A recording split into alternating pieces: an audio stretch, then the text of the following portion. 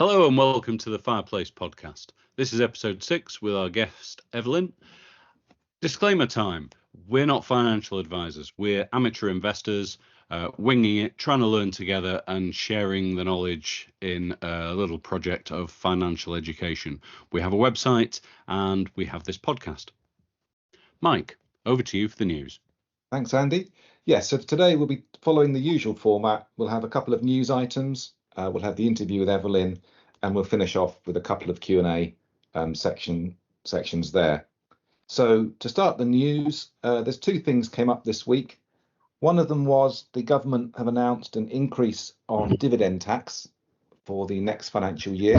So all of the dividend tax rates are going up by 2%.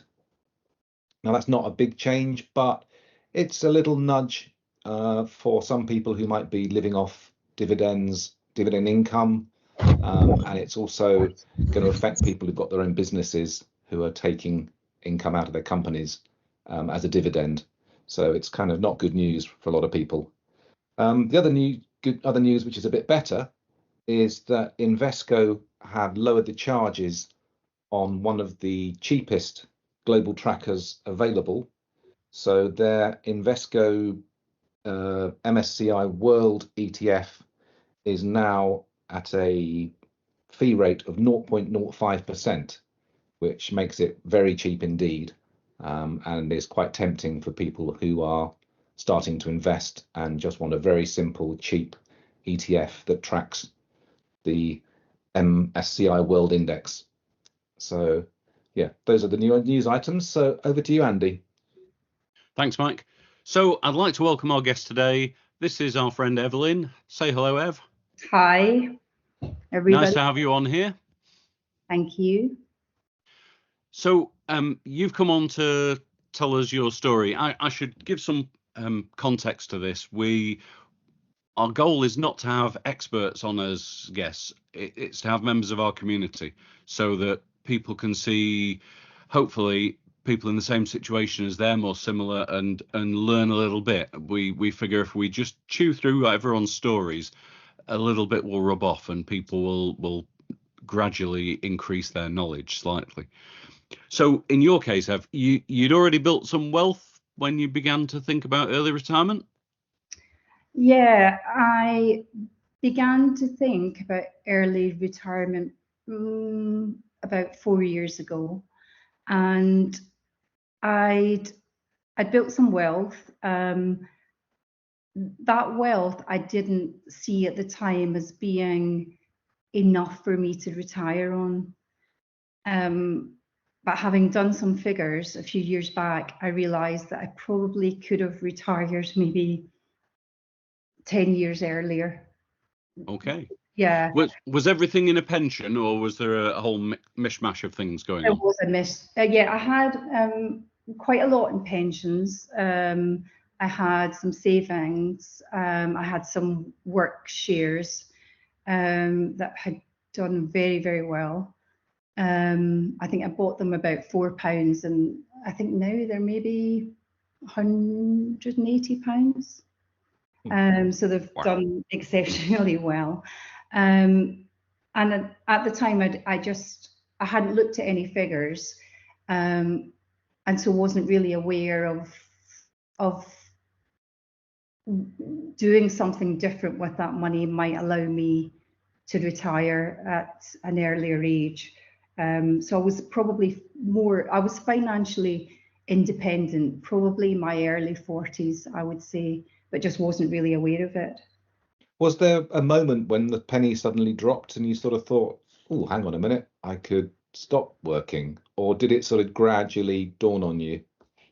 No, I started to use, some of these online calculators or various different calculators, and plugged some figures in there, then did my own spreadsheet, and was very pleasantly surprised that I could actually be financially independent and not have to really worry about it.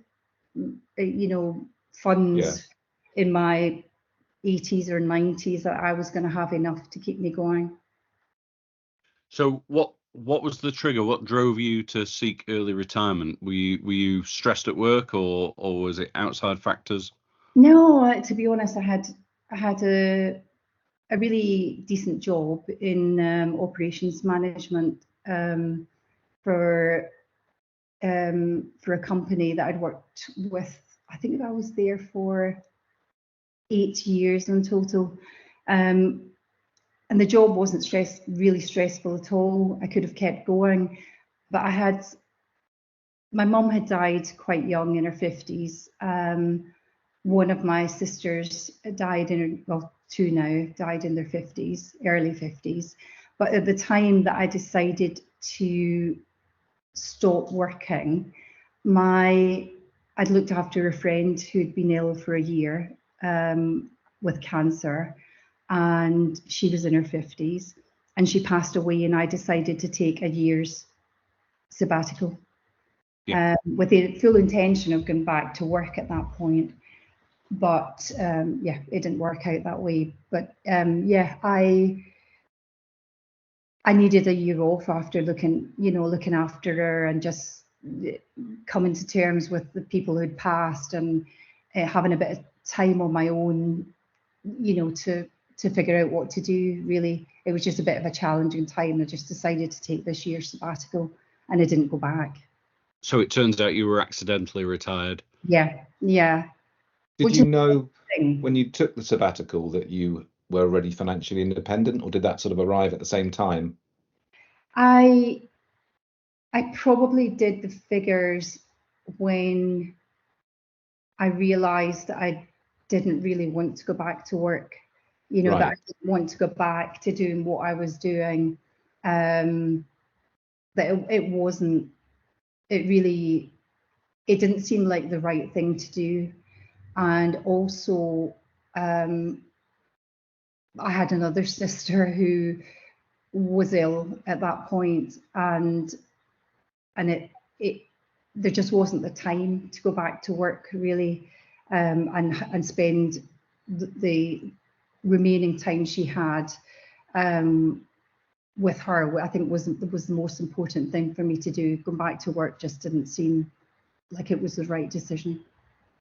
I talk to a lot of people whose focus somehow shifts from more money to more living life and enjoying the time.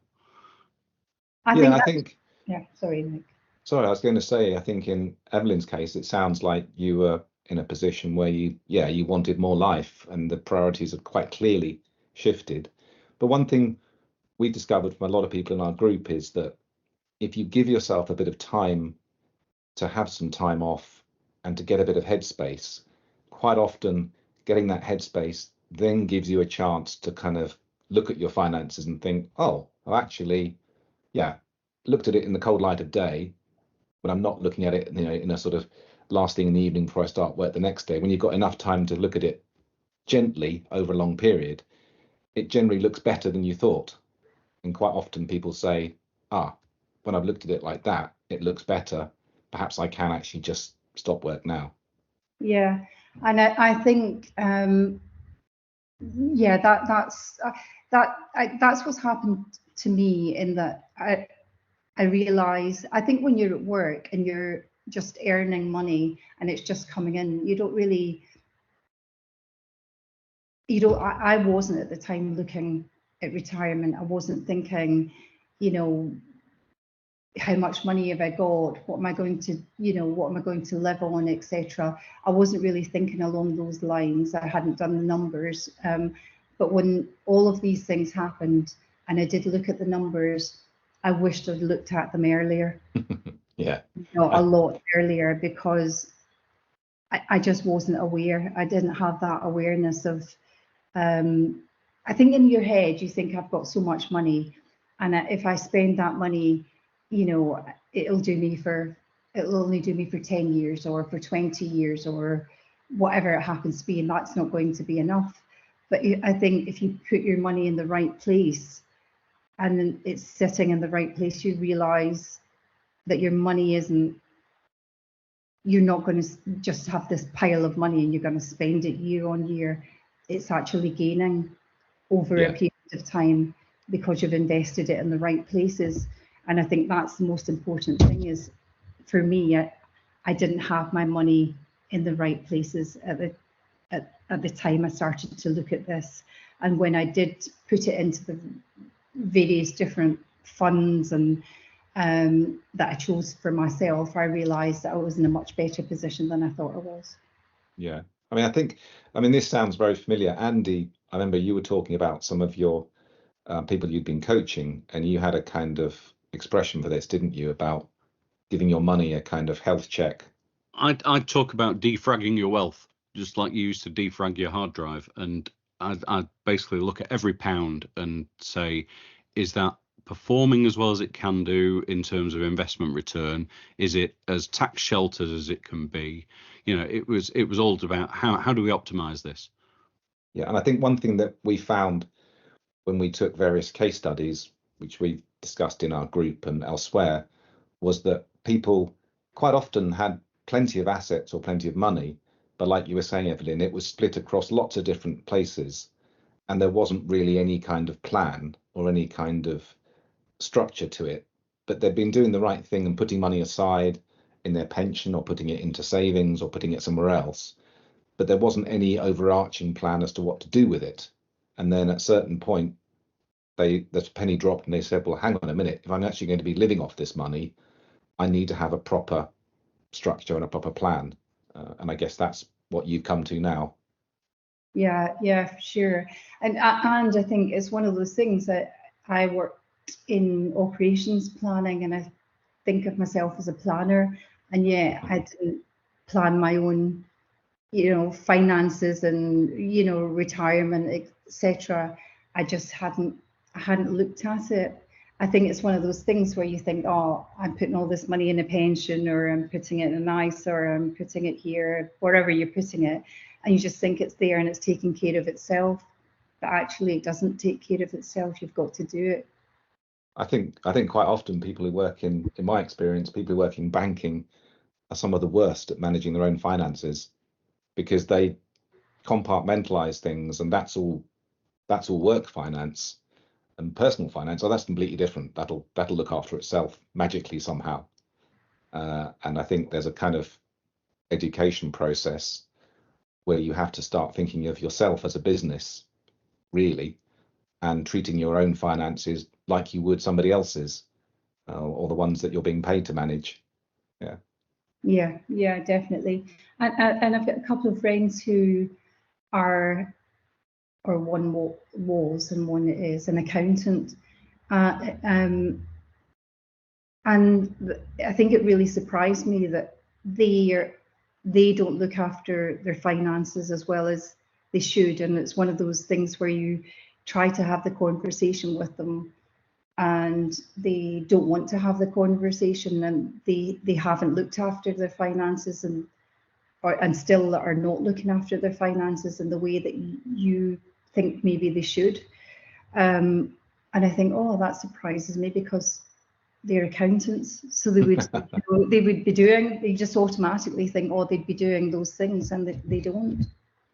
But you had an extra obstacle in the way, in the sense that, am I right in thinking a lot of your wealth was in a defined benefit pension? Not a lot of it. Probably about 10, well, maybe more. 15% of it was in a defined benefit pension, and it was one of those. I think it was one of those things that everybody will tell you, don't leave it where it is, don't move it, don't cash it in and put it elsewhere.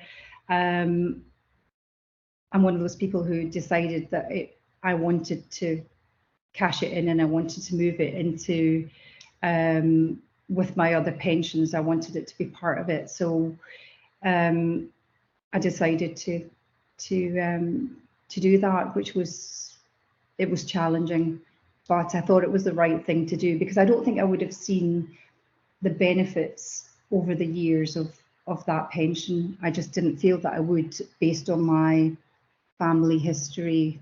I just didn't think it was. and I think I worked out I'd be 103 by the time I'd, like, you know, Got your money back. Yeah. And I don't want to live till I'm 103. Presumably that defined benefit pension would have been locked away until you were much older, whereas the other pension was available a bit younger, was it? I think they both were 55. Oh, okay. Yeah, they were both able to be accessed from the age of 55. So what were the practical obstacles the hoops you had to jump through to get them to release that? Was that quite challenging? It was. I had to find a company that was willing to do it to start with, and I found one in London.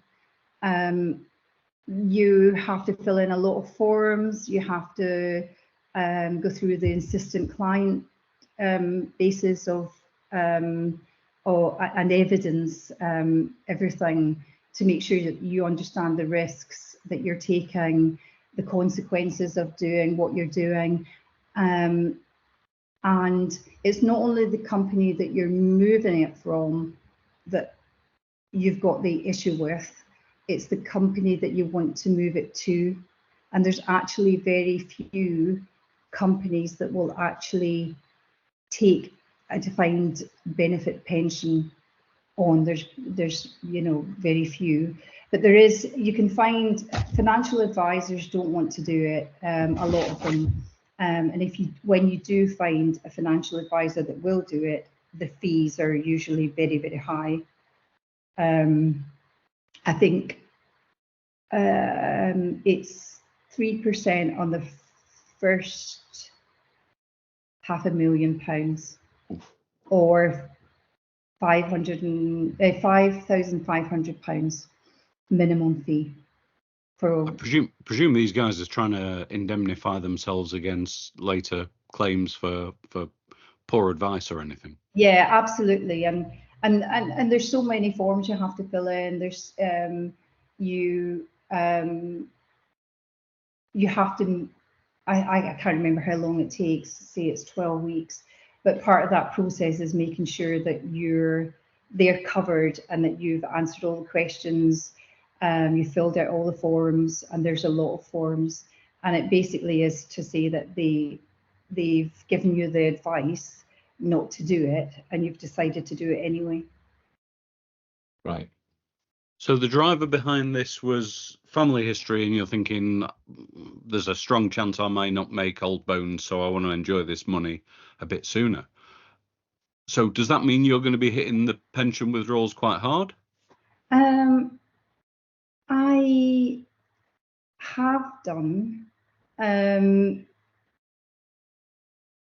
What I did is I took looking back, hindsight is one of those amazing things.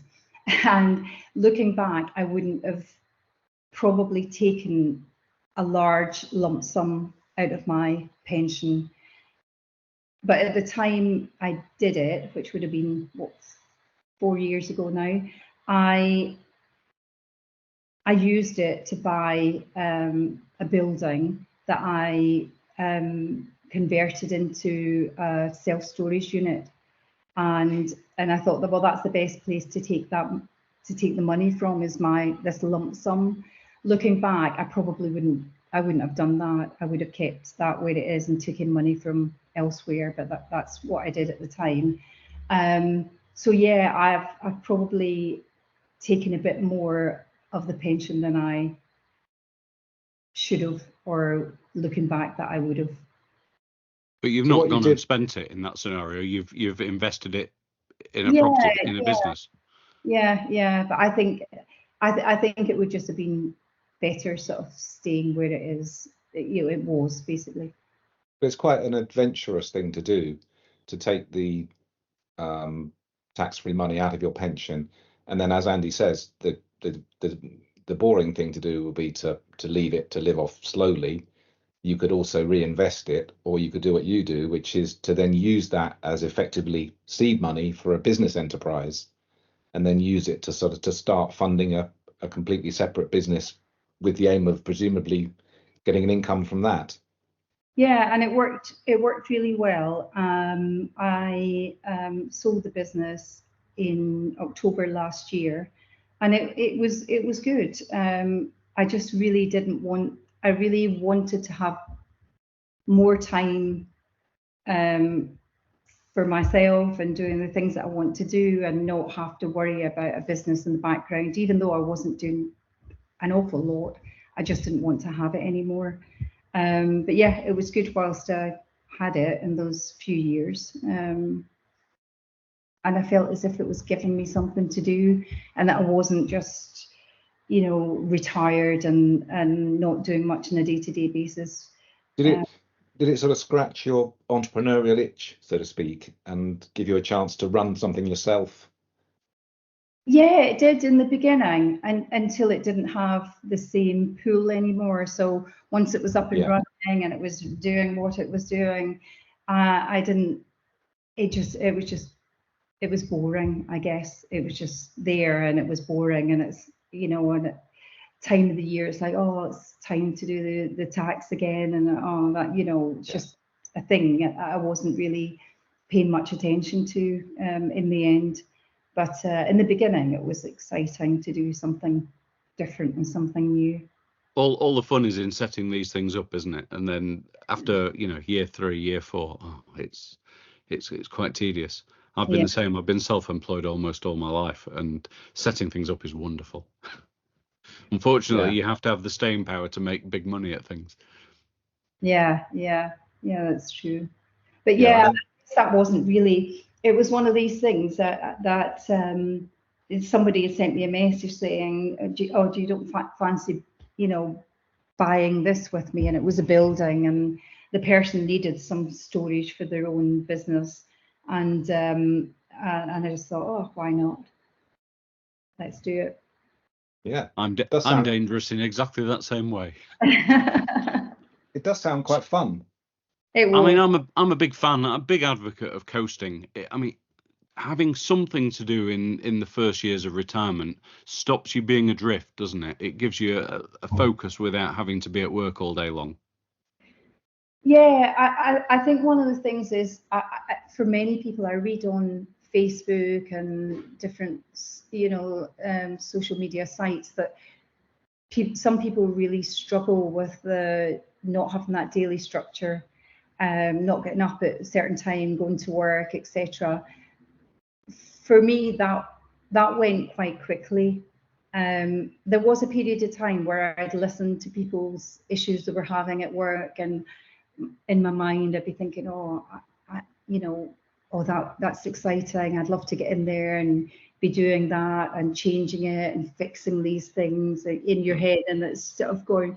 But that soon goes. That you don't. After, I don't know, maybe a year or so, that just goes, which surprised me really. I don't want to go back to that. I don't want to be doing that anymore, really. I think that's quite interesting. I've noticed that myself, that I've always been, well, most of my life been working on contract as a contractor, and you're always on this 6-month cycle, sometimes 12 months, but usually a 6-month cycle where you effectively get sacked every 6 months and you've got to find a new role. And then when I finally decided to gently call it a day, I sort of thought, well, I'll stay in touch with people and I'll find out what projects are going on and this kind of thing. And you get the emails and people say to you, oh, do you want to come back and do this? And for a while you kind of think, oh, that sounds really good.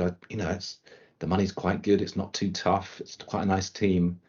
And then, like you were saying, quite quickly you say, no, I just can't be bothered. No, it's not worth it. And it's back to what Andy was saying, that yes, the money's nice, but you're not chasing money by that stage, and your life work balance, even if you don't have much money, your life work balance has sort of permanently changed in favor of the life bit.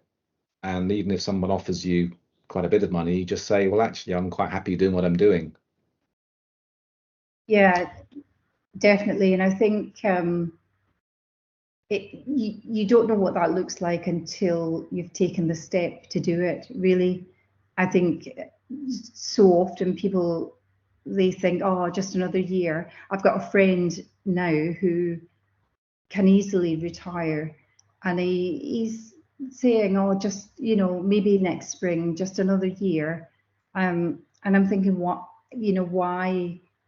Once you do it, you'll be fine. But I can understand there's apprehension there, but I'm trying just to push him a little bit more and say, just do it.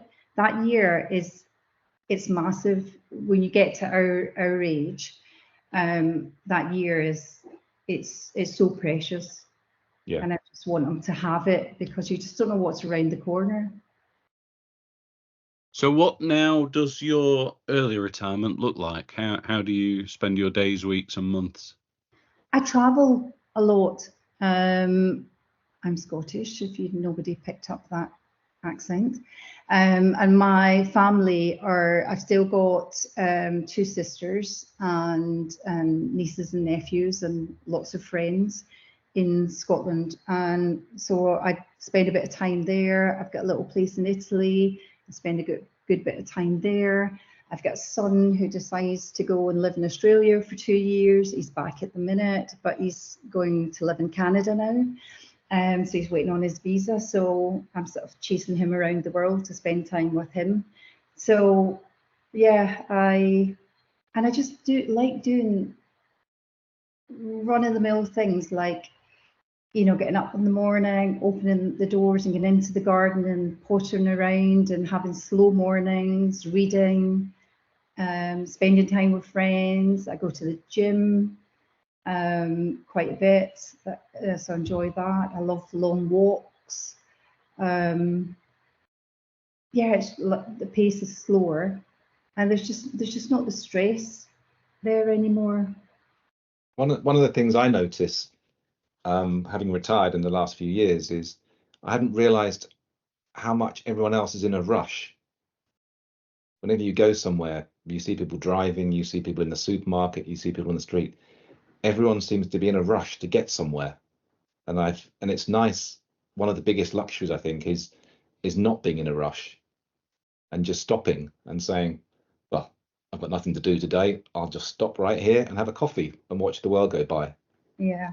One question I had, which comes up quite a lot in our Facebook group, is that people retire a bit early and they find that all of their peers and all of their friends are still working. How have you managed to kind of cope with that? Have you got friends from your working life who are now retired that you can spend time with, or are you sort of finding new people? My friendship groups are I'm in my late 50s, and they range from people in their 40s through to their mid to late 70s. So there's plenty of my friends who've fully retired. There's a couple who are working part-time, but in general terms, most of them are either retired or working maybe just a couple of days a week. So there's not a shortage of people around to spend time with. I think that makes a massive difference. Yes, I was going to say that helps enormously, because I think if you're the only person in your village who's retired, or the only person amongst your friends who's retired, it can feel a bit lonely for people. Yeah. And I think in my case, I'm a bit like you. I've got a lot of friends, different ages, but most of them are either retired or sort of on the way to retirement in some way. Cut their hours down, or they're doing a few days a week or a few days a month in some cases. Yeah, that sounds really good. Yeah, I mean, I do have the odd person around me actually who works really, really hard, and maybe 60 or just over the age of 60, and they financially are just unable to retire or to slow down. Yeah. And I find, that's it's just such a shame, because they would like to, but they're just unable to do that. Yeah.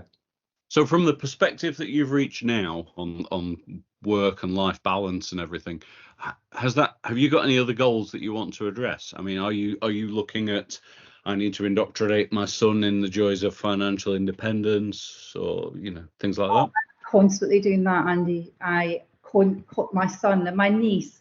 I think my niece actually has maybe a little, I don't know what, it's a social media platform anyway, where she actually posts what she spends on a day-to-day basis every, so once a week she posts, this is my weekly spend and this is what it's on. She is up there as far as, wanting to make sure that she's financially independent at a very young age. She's 25. My son is, he's doing not bad, to be honest, and he knows, but sometimes he just doesn't want to apply it. And whereas my niece wants to apply it like 24/7. She's got like a financial plan, and a good part of that has come from myself, and she comes across people on social media who say, oh, you could, but what's the point? You could die tomorrow, and you've not lived your life. And she says, well, I am living my life. I'm just making plans for the future. And and it's not that I'm sitting about not doing anything and not having a good time. It's just that I want to make sure that I'm financially independent from a young age. So and my friends as well, I try my best to get them to look at their finances and try to put things in the right place. But sometimes that's difficult because people just don't want to talk about finances. You don't need to talk numbers, but I find sometimes it's a difficult conversation with people. They've usually got their head in a different place, haven't they? That's the issue. It's not that this is wrong for them. It's their focus is all on what they're doing, which might be a short-term goal or just surviving. I think as well, sometimes people don't think that they can do it by themselves, that they think they need the help of a financial advisor, or they'd rather just have it in the bank. I've got a friend who, she's fairly wealthy and she moves her money around all these different accounts all the time so that she can, and I don't know, she's got spreadsheets with, this is where the money is. If anything happens to me, my husband can look in the spreadsheet and find out where all the money is, because he won't have a clue because she's moving it all the time. And I think it's just, I just wouldn't have the time to do it. Well, obviously I've got the time to do it, but I just wouldn't have the patience to do that. Is that, do you think, a sort of distraction strategy for her? That she thinks that by continually moving it around, she avoids having to actually have a plan? I think she wants to make as much money as she can without having any risk involved. So she wouldn't want to have any money in, she wouldn't, stocks and shares would sort of terrify her. She couldn't, she once bought some shares, and in fact, it was the company that I worked for. And I don't think she made quite a bit of money on it, but then she had to just cash it in and cash the shares in, sell them all, because she wasn't sleeping at night. Yeah. And that's it's just in her nature, I guess. She just isn't able to deal with something that she sees at risk. But the irony is that all the while, presumably, inflation is eating away at her wealth.